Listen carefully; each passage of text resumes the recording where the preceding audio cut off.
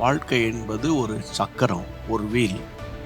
ஒரு மோட்டார் சைக்கிளில் நீங்கள் பார்த்தீங்கன்னா அந்த வீல் ஓடிக்கிட்டே இருக்கும். அப்படியே மேலே போகும், அப்புறம் அப்படியே கீழே வரும். இது எதை குறிக்கும்? மேலே வரும்போது நல்ல ஒரு சமாதானமாக இருக்கிற மாதிரி, ஒரு தேவ கிருபை நம்மை சூழ்ந்து கொண்ட மாதிரி இருக்கும். அதே கொஞ்சம் நாட்கள் அப்படி கீழே இறங்குற மாதிரி வரும்போது, கர்த்தர் நம்மளை கைவிட்டுட்டாரோ, ஜெபத்தை கேட்கலையோ, ஏன்பா இந்த கஷ்டகாலம் அப்படின்னு ஒரு வேதனை இருக்கும். அது கொஞ்ச காலத்தில் அப்படியே அந்த காயங்கள் ஆறி அப்படி திரும்ப மேலே வரும். இப்படியே சுழண்டு சுழண்டு சுழண்டு பார்த்தா கடைசியில் அந்த சக்கரம் நம்ம போய் சேர வேண்டிய இடத்துக்கு கொண்டு போய் சேர்த்து விட்டுரும்.